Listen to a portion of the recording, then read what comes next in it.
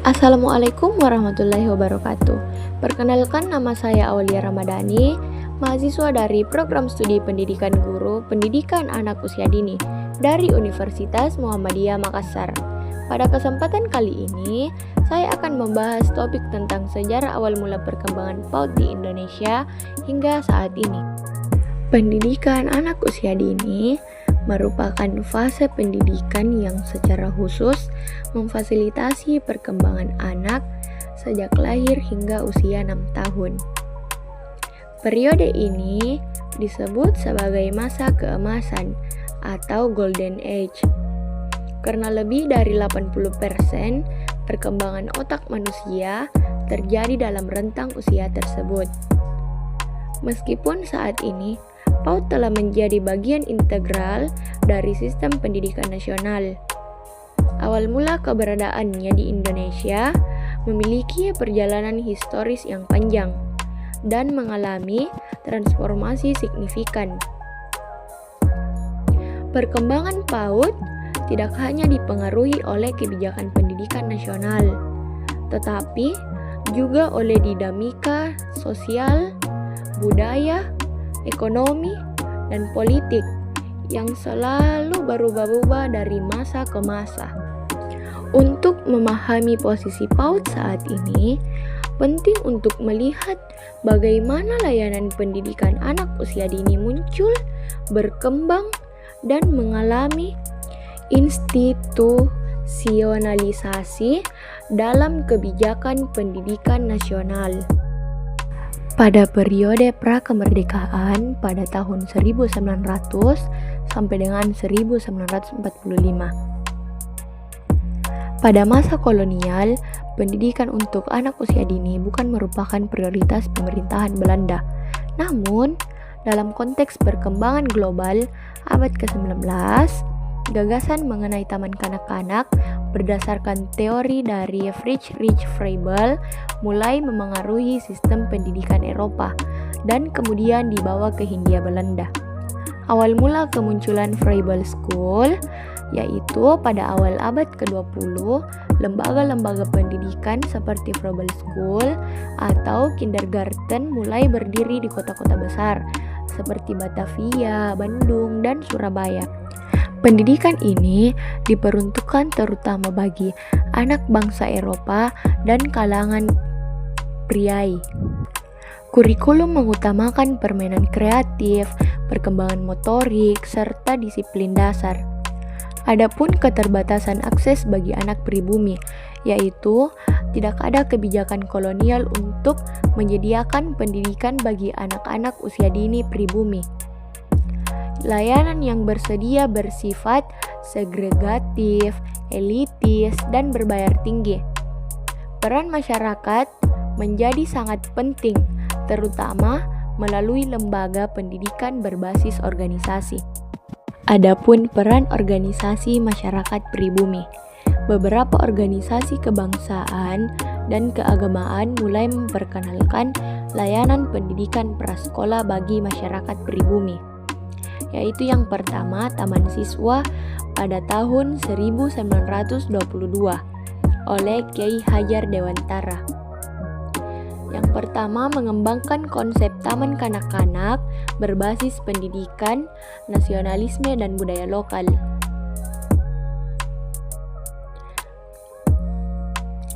Mengutamakan prinsip Among System yang menekankan kebebasan dan kemandirian anak.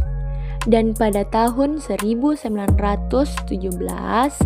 yaitu Aisyah, yaitu tokoh-tokoh perempuan Muhammadiyah memperkenalkan Taman Kanak-kanak Aisyah. Fokus pada pembentukan akhlak dan kesiapan pendidikan dasar. Organisasi Kristen, Katolik, dan Tionghoa mendirikan sekolah-sekolah prasekolah mandiri yang kemudian berkembang menjadi TK umum. Pada masa ini, layanan PAUD belum diakui sebagai jenjang pendidikan, namun fondasi filosofis dan sosial budaya PAUD telah terbentuk melalui gerakan masyarakat. Periode pasca kemerdekaan dan konsolidasi nasional pada tahun 1945 sampai dengan 1970. Fokus pemerintah pada pendidikan dasar. Pada masa awal kemerdekaan, pemerintah memprioritaskan pendidikan dasar atau SD dan pemberantasan buta huruf. PAUD belum masuk agenda nasional karena minimnya anggaran dan infrastruktur pendidikan. Kemudian, adapun perkembangan TK melalui gerakan sosial, Aisyah, Taman Siswa, serta organisasi Kristen dan Katolik terus mengembangkan TK sebagai bentuk layanan PAUD. Namun, belum ada regulasi formal yang mengatur manajemen, kurikulum, atau standar kualitas PAUD secara nasional. Pembentukan TK negeri dan pembinaan oleh Departemen Pendidikan pada tahun 1950 sampai dengan 1960. Departemen Pendidikan mulai memberikan pembinaan kepada TK. Muncul TK Pembina sebagai model percontohan layanan PAUD formal. Kurikulum mulai mengarah kepada persiapan memasuki sekolah dasar. Meskipun demikian, layanan PAUD masih terbatas pada TK dan hanya melayani usia 4-6 tahun. Anak usia 0-4 tahun belum mendapatkan perhatian. Pada periode modern awal, lahirnya layanan non-formal pada tahun 1970 sampai tahun 1990. Pertumbuhan ekonomi dan kebutuhan perempuan pekerja. Pada tahun 1970 sampai dengan 1990, lebih banyak perempuan masuk ke sektor tenaga kerja. Muncul kebutuhan terhadap layanan penitipan anak. Inilah yang mendorong lahirnya layanan PAUD non-formal seperti Taman Penitipan Anak atau TPA dan kelompok bermain atau KB. Awal munculnya KB dan TPA, KB berfungsi sebagai layanan bermain edukatif bagi anak usia 2-4 tahun.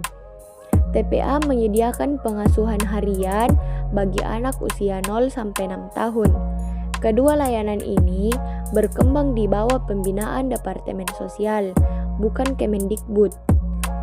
Kurikulum pembelajaran berbasis perkembangan anak.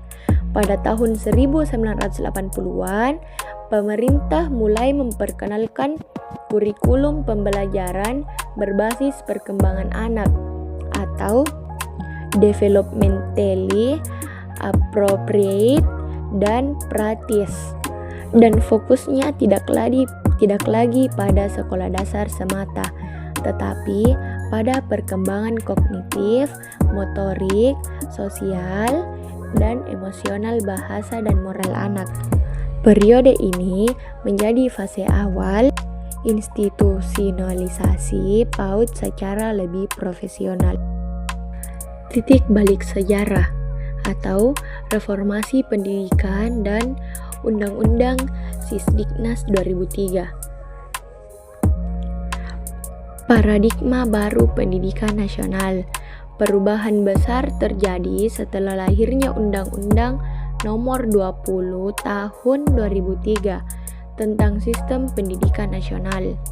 Poin terpenting undang-undang ini adalah yang pertama, PAUD secara resmi diakui sebagai jenjang pendidikan tersendiri.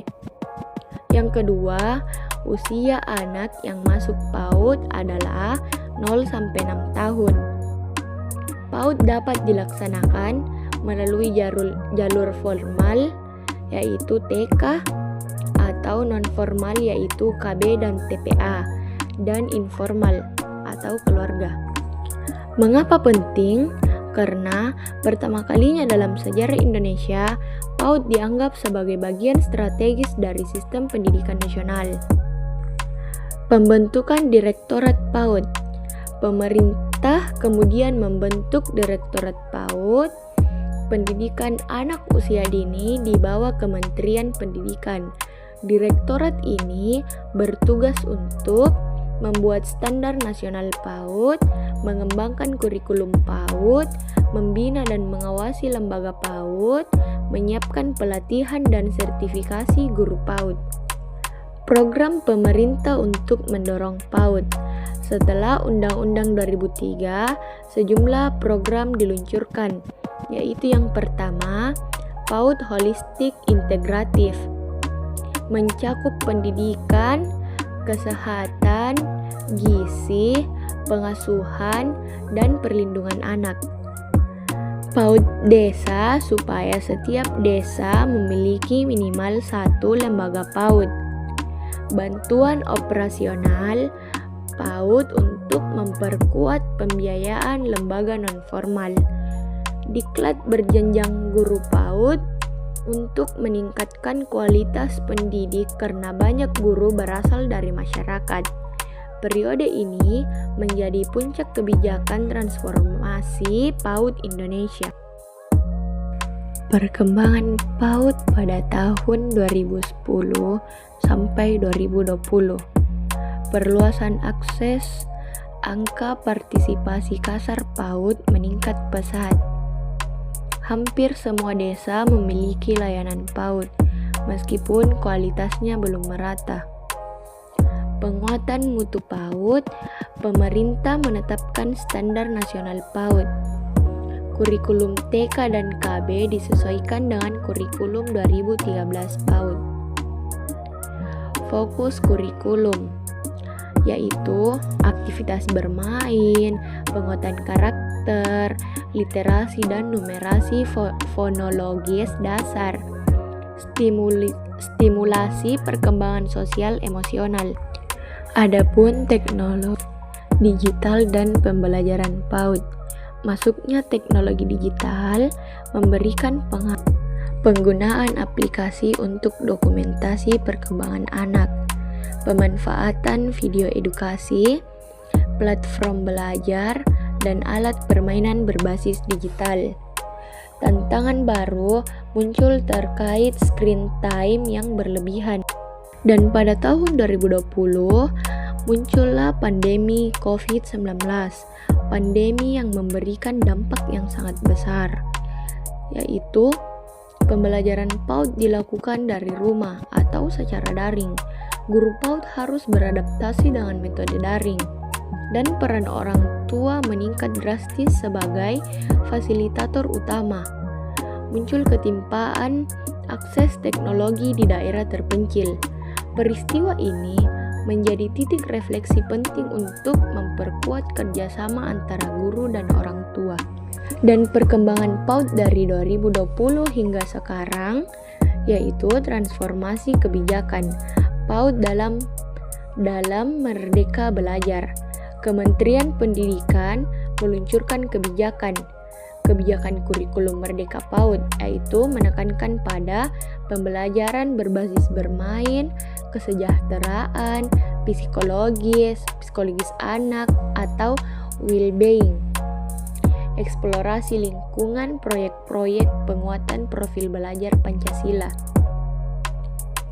Transisi PAUD ke SD yang menyenangkan, menolak tes Kalistung sebagai syarat masuk SD, fokus pada kemampuan fondasi seperti regulasi emosi, kemampuan berinteraksi, literasi dasar, dan numerasi awal.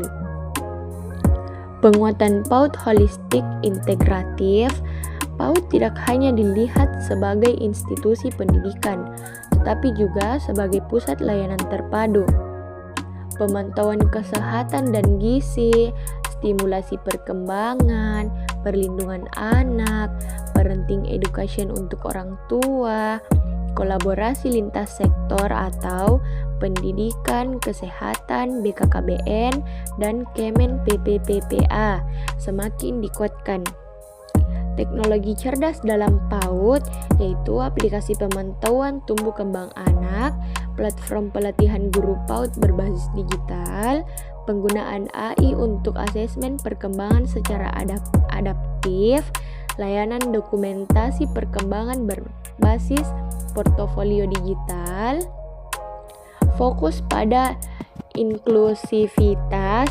PAUD diarahkan untuk menjadi lebih inklusif dengan memfasilitasi anak berkebutuhan khusus, pelatihan guru pendamping khusus, adaptasi kurikulum inklusif. Adapun tantangan PAUD Indonesia saat ini, meskipun banyak kemajuan, beberapa tantangan strategis masih dihadapi, yaitu kesenjangan kualitas antar wilayah. Daerah 3T masih memiliki kualitas tenaga pendidik dan fasilitas yang terbatas.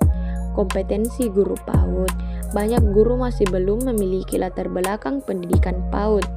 Kesejahteraan pendidikan PAUD non-formal masih rendah.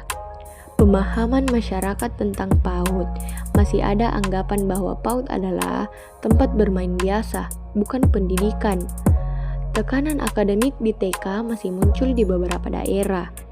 Ketersediaan sarana dan prasarana, banyak lembaga PAUD kecil yang belum memenuhi standar ruang, sanitasi, atau alat permainan edukatif. Tantangan digital atau kesenjangan akses teknologi, penggunaan gawai yang tidak terkontrol pada anak usia dini. Prospek masa depan PAUD Indonesia, yaitu yang pertama, PAUD sebagai fondasi learning recovery pasca pandemi. PAUD menjadi pintu awal pemulihan proses belajar jangka panjang. Integrasi data tumbuh kembang anak nasional, pemerintah tengah mendorong sistem data terpadu untuk memantau perkembangan anak sejak 0-6 tahun. Peningkatan profesionalisasi guru PAUD, yaitu PPG khusus PAUD, sertifikasi kompetensi, standarisasi pelatihan berbasis microlearning. Pengembangan model PAUD terintegrasi dengan budaya lokal. PAUD diarahkan agar tidak hanya berbasis kurikulum nasional, tetapi terinspirasi oleh konteks sosial budaya desa setempat. Ekspansi pendidikan inklusif dan pelayanan PAUD HI dengan fokus pada kesejahteraan anak, bukan hanya akademik.